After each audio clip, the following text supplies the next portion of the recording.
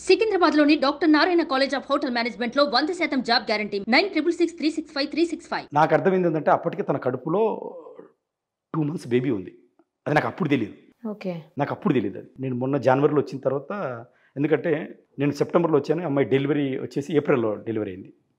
April 15th. అంటే 7 months. నాకు అక్కడ కూడా డౌట్ రాలేదు. ప్రీమెచ్యూర్డ్ అనుకున్నారా?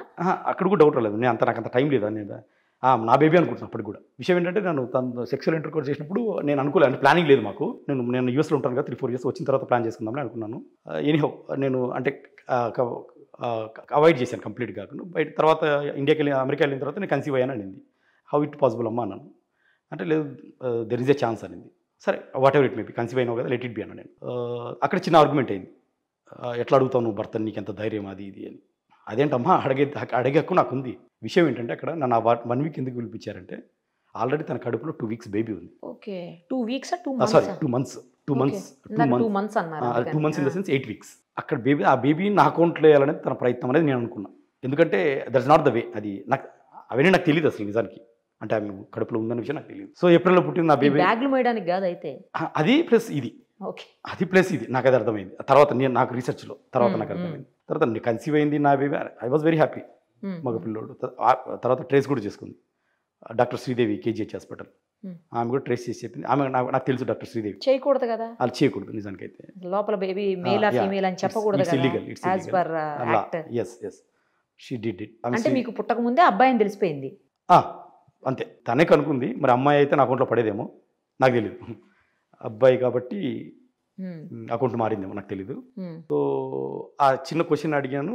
నేను సెప్టెంబర్లో 1 week వచ్చి వెళ్ళాను. డిసెంబర్లో నాకు మళ్ళీ క్రిస్మస్ హాలిడేస్ అమెరికాలో, అదే ఇయర్లోనే 2020. అవును, నాకు డిసెంబర్లో 2022. నేను వచ్చేస్తానమ్మా 1 month, ఎందుకంటే నువ్వు కన్సీవ్ అయ్యావు కదా, అది చూడనికి బాగోదు సొసైటీకి అంటే. లేదు రావద్దు వచ్చేం చేస్తావు అని. లేదు నేను రావాలి, నాకు చెడ్డ పేరు నీకు చెడ్డ పేరు అనేసి బలవంతంగా వచ్చాను.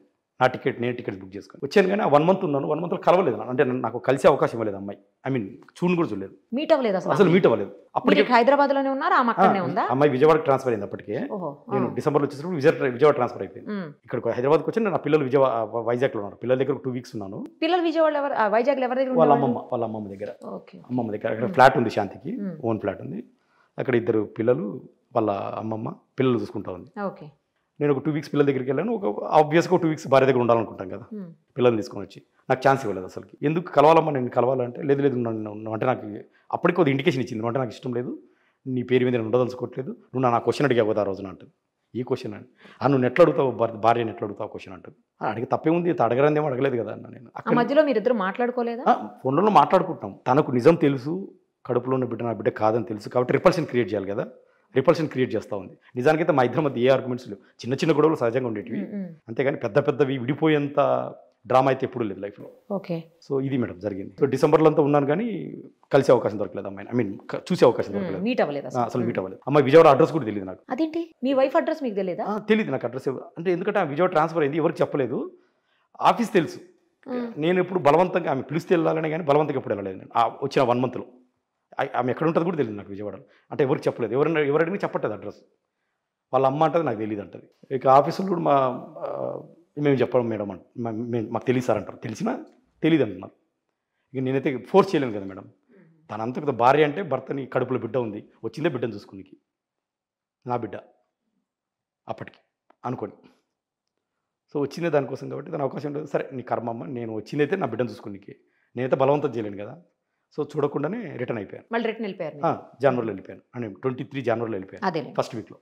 ఏప్రిల్ 15కి బాబు పుట్టాడు. సో ఈ యొక్క 9 months అది కన్సీవ్ అయినప్పటి నుంచి కూడా నాకు డైలీ మాట్లాడుతూ ఉంది. తర్వాత బాబు వీడియో కాల్ చేసి చూపించేది కడుపులో ఉన్న బాబుని. డెలివరీ అయిన 3 నెలల వరకు కూడా నేను డెలివరీ అంటే కూడా 1 week వస్తాను. అంటే వద్దు ఇప్పుడేం రావద్దులే, డిసెంబర్లో ఏదో పర్మనెంట్గా వస్తా అంటున్నావు కదా, 2023 డిసెంబర్లో పర్మనెంట్గా వస్తా అంటున్నావు కదా, అప్పుడు వచ్చేసి సార్ నువ్వు ధైర్యంగా ఉంటానంటే నాకేం పర్లేదు, ఎలాగో వచ్చేస్తాను కదా అనేసి నేను రాలేదు. ఇంకా ఎలాగో పర్మనెంట్, డిసెంబర్లో ఎలాగో పర్మనెంట్ వస్తున్నాను కదా అని. బాబు ఏప్రిల్లో పుట్టాడు, ఇంకొక 6 నెలలే కదా. సో అనేసి డిసెంబర్ వరకు ప్లాన్ చేసుకున్నాను నేను. సో ఆ డిసెంబర్లో రీసెంట్గా వచ్చాను, జనవరిలో. డిసెంబర్ అంటే ఐ మీన్ జనవరిలో ల్యాండ్ అయ్యాను. జనవరి ఫస్ట్ వీక్ ల్యాండ్ అయ్యాను. ఒక వస్తాను బయలుదేరుతున్నాను. ఒక 2-3 months ముందు ఈ అమ్మాయి నాకు చెప్పకుండా నా ఫ్రెండ్స్కి, 2-3 అమెరికాలో ఉన్న ఫ్రెండ్కి, ఇక్కడ హైదరాబాద్లో ఉన్న ఫ్రెండ్కి, ఊర్లో అన్నకి వాళ్ళకి ఫోన్ చేసి నేను IVF చేసుకున్నాను, మదర్ అంటే నాకు ఇష్టం లేదు, నా కడుపులో ఉన్న బిడ్డకి మదర్ తండ్రి కాదు అని. ఎప్పుడు బాబు పుట్టిన 3 నెలలకు నేను ఇంకొక 2-3 నెలలు ల్యాండ్ అవుతాను అనగా నేను షాక్. అంటే ఆమె చెప్పలేదు నాకు, ఇవాళ ఫోన్ చేసి మదర్ నేను శాంతి ఇలా అంటుంది, ఐవీఎఫ్ చేసుకుందంట, నీ బిడ్డ కాదంటుంది. నేను శాంతికి వచ్చి ఏం శాంతి ఏం మాట్లాడుతున్నావు, మైండ్ ఏమైనా దొబ్బిందని నేను అడిగాను. లేదు లేదు నువ్వు అంటే నాకు ఇష్టం లేదు, నేను ముందు నుంచి చెప్తున్నా కదా నువ్వు నాకు ఇష్టం లేదు, నేను ఐవీఎఫ్ చేసుకున్నాను. ఇప్పుడు అది చెప్పేదాను నేను. అవును నేను లాస్ట్లో చెప్దాం అనుకుని చెప్పాను, ఇప్పుడు this is not the way అని చెప్పాను. అయినా ఐవీఎఫ్ చేసుకోవాల్సిన అవసరం వచ్చి అసలు ఐవీఎఫ్ నీకెవడు చేస్తాడు ఇండియాలో భర్త లేకుండా, ఎవడు చేయగలిగేది ఎవడు భర్త లేకుండా, భర్త పర్మిషన్ కావాలి. నేను నాకు 2 ఆడపిల్లలు, నాకు పిల్లలు లేక కాదు కదా, 2 ఆడపిల్లలు ఉన్నారు అంటే లేదు లేదు నేను ఐవీఎఫ్ చేసుకుని అన్నోండి ఉన్నారు, నీ పర్మిషన్ కూడా నాకు అవసరం లేదు, అసలు నీ పేరు మీద ఉండకూడదు అనుకుని నువ్వే వద్దనుకున్నప్పుడు నీకు చెప్పాల్సిన అవసరం నాకేముంది అని. ఇక అదే కదా తను చేసిన దాన్ని ఎస్టాబ్లిష్ చేసుకునికి she has articulated lot of stories. ఇంకా రకరకాలుగా ప్రెషర్. సరే ఏదేమైనా మా ఐవీఎఫ్ అయితే చేసుకుని నాకు 2 ఆడపిల్లలు ఉన్నారు, నేను రేపు ఇండియాలో ఒక 2-3 మంత్స్ ల్యాండ్ అవుతాను, వచ్చేటప్పుడు నాకు ఐవీఎఫ్ డాక్యుమెంట్ చూపించు, ఐవీఎఫ్ అంటే అన్నోండి అన్నారు కాబట్టి ఒకవేళ అది అయితే నిజమైతే 50-50 ఛాన్సెస్ నేను యాక్సెప్ట్ చేసే ఛాన్స్ ఉంది ఆ బాబుని నిన్ను, ఎందుకంటే నాకు పిల్లలు ఉండద్దు. ల్యాండ్ అయిన వెంటనే విజయవాడ వెళ్ళాను, బస్ స్టాండ్లోకి వెళ్ళి అమ్మ ఇల్లు అడ్రస్ చెప్పి నేను ఇంటికి వస్తాను. లేదు ఇక్కడ విజయవాడ కాదు వైజాగ్ వెళ్ళిపోవాలి, పిల్లలు అక్కడ ఉన్నారు, ఆడపిల్లలు 2 అక్కడ. వైజాగ్ వెళ్ళాను, వైజాగ్లో ఇంటికి వెళ్ళదు హోటల్కి వెళ్ళాను. సరే హోటల్ దిగాను, అమెరికా నుంచి వస్తే ఇప్పుడు మొన్న జనవరిలో ఇంటికి కూడా వెళ్ళలేదు మీరు? ఇంటికి వద్దు, నేను ఇంటికి వెళ్ళొద్దు, ఎందుకంటే నీ బిడ్డ కాదు కదా, అసలు నీ బిడ్డ కానప్పుడు నీకు నాకు సంబంధమే లేదు అంటే విడాకులు ఏం లేవు అప్పటికి, గొడవలు అయితే కదా అందరూ తెలుస్తుంది. హోటల్కి వెళ్ళాను, నేను బాబుని తీసుకొని వస్తాను నేను. సరే హోటల్లో దిగాను. ఈ జనవరిలో చెప్తున్నాను, ఈ జనవరి ఇదంతా పర్మనెంట్గా వచ్చిన తర్వాత జరుగుతున్న స్టోరీ. ఇక్కడ నుంచి అసలు స్టోరీ స్టార్ట్ అయింది మేడం. నాకు బాబుని తీసుకొని వచ్చింది, చూపించింది, ఎత్తుకున్నాను, ముద్దు పెట్టుకున్నాను, కూర్చోబెట్టుకున్నాను వాళ్ళు. ఐవీఎఫ్ అయితే డాక్యుమెంట్స్ తీయన్నాడు, అంతే కదా మేడం. ఏ బాబు బాబే నాకు ఎవరైనా సరే.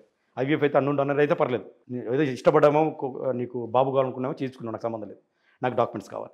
లేదు నేను డాక్యుమెంట్స్ అన్నోండన్నారు ఎట్లా చెప్తారు నీకు? సరే అన్నోండన్నారు కదా, నువ్వు ఏ హాస్పిటల్కి వెళ్ళావు ప్రూఫ్ ఉంటుంది కదా, అది చూపించు నాకు. అసలు నేను అప్పటికి రీసెర్చ్ చేశాను, ఐవీఎఫ్ హస్బెండ్ లేకుండా చేయరు ఇండియాలో చాలా సెన్సిటివ్ మ్యాటర్, హ్యూమన్ ట్రాఫికింగ్ చాలా సీరియస్ మ్యాటర్ ఇక్కడ, చేయరన్న. లేదు నేను చేయించుకున్నాను. సరేనమ్మా చేయించుకున్నావు, పేర్లు నువ్వు అసిస్టెంట్ కమిషనర్ నీ పేరు దాపెట్టుకున్నావు, కనీసం హాస్పిటల్ ఏంటో చెప్పు, నేను క్రాస్ వెరిఫై చేసుకోవాలి. నేను చెప్తున్నాను కదా నమ్ము అంటుంది. అట్లా కాదు తల్లి, అట్లా ఎట్లా అవుతుంది, నాకు 2 ఆడపిల్లలు ఉన్నారు, అట్లా కాదు నిజం చెప్పేది. లేదు ఒక హై ప్రొఫైల్ పర్సన్ దగ్గర నేను డోనార్ నాకు అన్నది. ఎవరు హై ప్రొఫైల్ పర్సన్ అన్న? లేదు ఇంకా నాకు అప్పటి నుంచి ఇంటర్ప్రిటేషన్ స్టార్ట్ అయింది. ఆ హై ప్రొఫైల్ పర్సన్ ఎవరు, ఎందుకు ఇస్తారు డోనార్, నీకు అవసరం ఏమొచ్చింది, ఇవి మేడం రకరకాలుగా జరిగిన క్వశ్చన్. నేను ప్రెజరైజ్ చేయడం మొదలుపెట్టాను, నాకు నిజం చెప్పు. ఒకనొక టైంలో తను చెప్పడం మొదలుపెట్టింది మేడం, ఇట్లా నాకు విజయసాయి రెడ్డి గారి పిల్లలు లేరు, నాకు ఒక బాబుని కనిపెట్టమని చెప్పి తనే చెప్పిన స్టోరీ, ఇది నేను అల్లిన స్టోరీ కాదు, తనే చెప్పింది తన నోటి ద్వారా. నాకు ఒక బాబుని కనిపెట్టు అని ఆయన చెప్పారు, ఆయనకు నేనంటే ఇష్టం, ఆయనకంటే ఇష్టం, నేను బాబుని కనిపెట్టు. సరేనమ్మా ఇష్టం బాగానే ఉంది, ఆయన వయసు ఏంటి, నీ వయసు ఏంటి, సరే మీరు డోనర్ అంటున్నావు కదా, ఆయనే ఆ డాక్యుమెంట్ చూపించాను, ఆయనే డోనర్. ఎప్పుడు చెప్పింది ఈ విషయం? ఈ జనవరిలో ఇండియాలో మీరు వచ్చిన తర్వాత, పర్మనెంట్ వచ్చిన తర్వాత వచ్చాక జనవరిలో మీరు అడిగితే అప్పుడు గ్రిల్ చేయడం మొదలు పెట్టాను. అదే డాక్యుమెంట్స్ కావాల్సింది అప్పుడు చెప్పింది. ఒక 2 వీక్స్ సతాయించింది, నమ్ము అట్లా కాదు, నాకు డాక్యుమెంట్స్ కావాల్సిందే అని నేను కూర్చున్నాను. ఇక లేదు పెద్ద ఆయన డోనరు, సరేనమ్మా ఆయనే డోనర్ ఎవరన్నా కానీ నాకు కావాల్సిందే, నా మాట విను, ఆయన ఎట్లా వస్తుంది అంత పెద్ద ఆయన ప్రొఫైల్, డోనర్ చేస్తే ఎట్లా హాస్పిటల్ ఎలా ఒప్పుకుంటారు బయటికి రివీల్ చేయడానికి, ఏదేమైనా కావాల్సిందే. ఇంకా ఆమె ఏదో చెప్పింది మేడం, చెన్నైలో చేయించుకున్నాను 2-3 సార్లు, 1-2 సిట్టింగ్లు అయినాయి, ఫెయిల్ అయింది, బెంగళూరు వెళ్ళినాను 2-3 సిట్టింగ్లు అయింది, ఫెయిల్ అయింది, తర్వాత సెట్ అయింది, ఏదో స్టోరీ చెప్పింది నాకు. ఏదన్నా కానీ నాకు డాక్యుమెంట్ కావాలి. ఇంకా సంఘర్షణ మేడం, ఘర్షణ ఇది. ఇదంతా ఒక నెల నడిచింది. 2nd మంత్లో వచ్చేసరికి ఏదో డాక్యుమెంట్లు ఇస్తుంది, టెస్ట్ బేబీ అవి, ఇదే ఐవీఎఫ్ అంటుంది, ఏదేదో పేర్లు పెట్టి. మేము అన్నీ వేరే నేమ్లో చేయించాం. ఏదన్నా కానీ ఇవన్నీ రాంగ్, ఐవీఎఫ్ ఇట్లా ఉండదు. నేను అప్పటికి రీసెర్చ్ చేశాను, ఐవీఎఫ్ ఇలా జరగదు, హస్బెండ్ లేకుండా జరగదు. సుమన్ టీవీలో మీ పర్సనల్ అండ్ బిజినెస్ ప్రమోషన్స్ కోసం కింది నెంబర్కి కాంటాక్ట్ చేయండి.